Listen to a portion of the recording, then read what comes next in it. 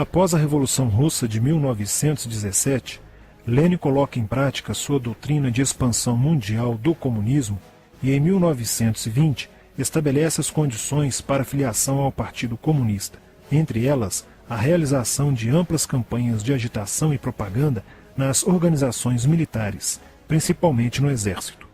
Em 25 de março de 1922, nasce o Partido Comunista do Brasil, o PCB. O novo partido aceitava as ordens diretas de Moscou. Em 1927, partindo da teoria à prática, o PCB criou uma frente única operária e iniciou um trabalho de infiltração nos quartéis, influenciando Luiz Carlos Prestes, capitão do Exército, a aderir ao comunismo, fato que se deu em março de 1931. Em abril de 1935, Prestes foi incumbido pela direção da Internacional Comunista de promover um levante armado no Brasil. O movimento tinha por objetivo derrubar o presidente Getúlio Vargas e tomar o poder. Iniciaram a rebelião no dia 23 de novembro de 1935, dentro dos quartéis em várias partes do país. Mas devido à falta de organização dos ataques e à ausência do apoio popular, o exército derrotou os comunistas e evitou o golpe de Estado.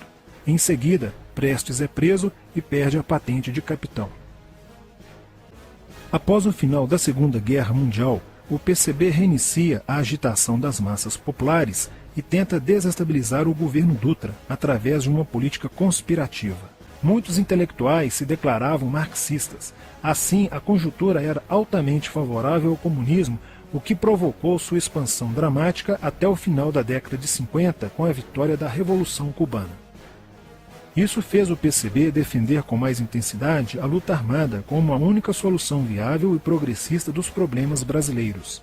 A União Soviética, destinada a aumentar o seu campo de influência no continente americano, despertou interesse pelo Brasil, um país de dimensões imensas, fronteiriço com quase todos os países da América do Sul, país estratégico no cenário mundial que poderia pender o fiel da balança para o lado comunista. Em 1961, Luiz Carlos Prestes encontrou-se com Nikita Khrushchev em Moscou para planejar a Revolução Agrária no Brasil. Neste mesmo ano, no governo de Jânio Quadros, o Partido Comunista Brasileiro enviou a Cuba, com apoio de Fidel Castro, dezenas de brasileiros para o treinamento político-militar, visando a preparação de quadros revolucionários para desencadear ações de guerrilha rural e urbana no Brasil. O apoio cubano concretizou-se no fornecimento de armas e dinheiro, além da compra de fazendas em Goiás, Acre, Bahia e Pernambuco, para funcionar como campos de treinamento. No dia 4 de dezembro de 1962, o jornal O Estado de São Paulo noticiou a descoberta e o desbaratamento de um campo de treinamento de guerrilha no estado de Goiás, em uma das 3 fazendas pertencentes às ligas camponesas. Enquanto isso, Goulart governava o país de uma forma pendular. Ora pendia para o lado dos comunistas, ora para o lado dos conservadores. Em setembro de 1963, tudo indicava que o país caminhava para uma revolução de esquerda, principalmente com João Goulart apoiando a sindicalização de sargentos, promovendo a quebra da hierarquia e da disciplina nas Forças Armadas. Em 4 de outubro de 1963, Goulart solicita o estado de sítio ao Congresso Nacional, pelo prazo de 30 dias. A manobra foi repelida pelo Congresso e João Goulart passou a conduzir ações no sentido de implementar o projeto golpista que desaguaria em um regime totalitário de esquerda.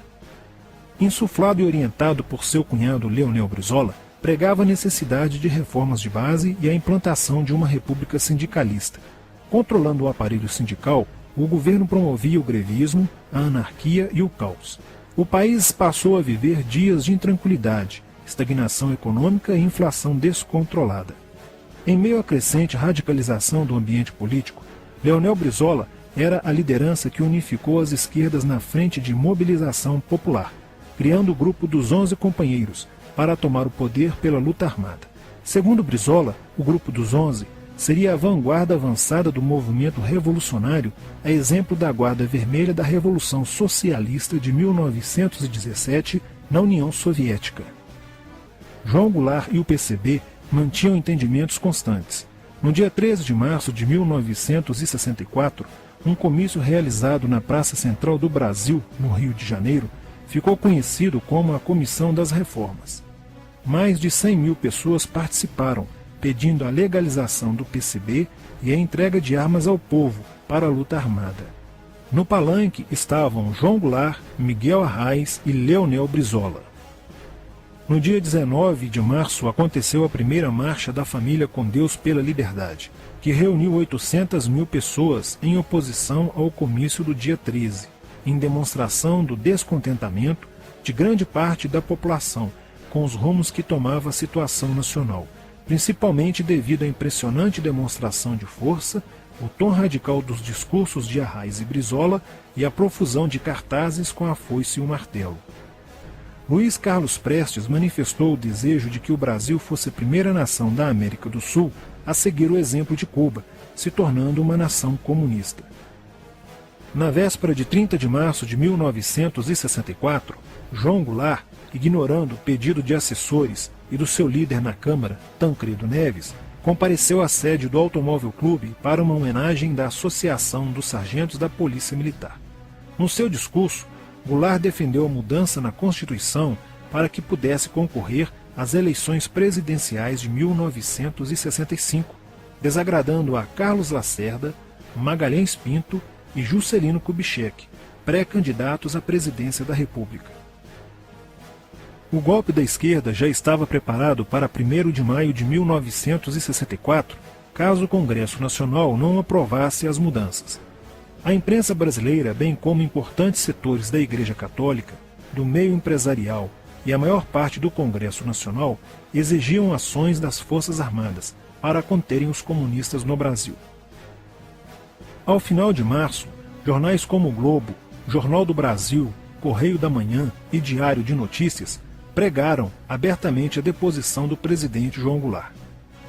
Nos bastidores dos acontecimentos, os serviços secretos dos Estados Unidos e da União Soviética trabalhavam intensamente, tentando cada um fazer a balança pender para o seu lado, não medindo esforços para levarem o Brasil a uma guerra civil.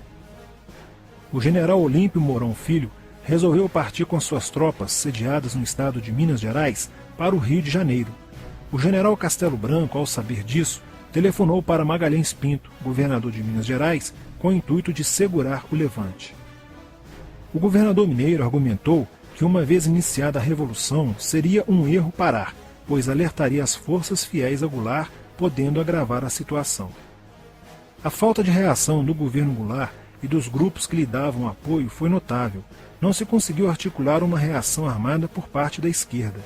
Também fracassou uma greve geral proposta pelo Comando Geral dos Trabalhadores, em apoio ao governo.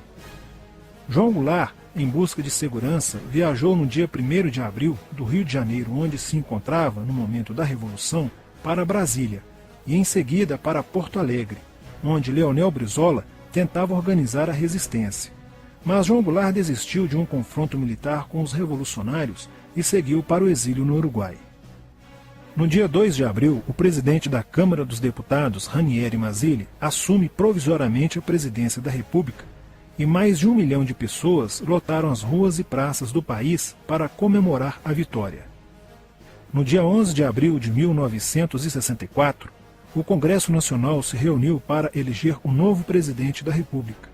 O general Castelo Branco, aclamado por grande parte da sociedade brasileira, apoiado pela imprensa e por importantes setores da Igreja Católica, além de contar com a aprovação de grandes líderes políticos, entre eles Juscelino Kubitschek, precisava de 238 votos para ser eleito em primeiro turno, e acabou recebendo 361 votos.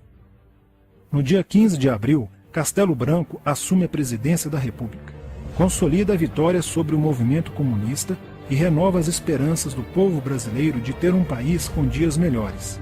Porém, a esquerda derrotada colocaria em cena, nos anos posteriores, Carlos Marighella, ideológico comunista e defensor da luta armada, que submeteria o povo brasileiro às ações mais obscuras da guerrilha, o terrorismo.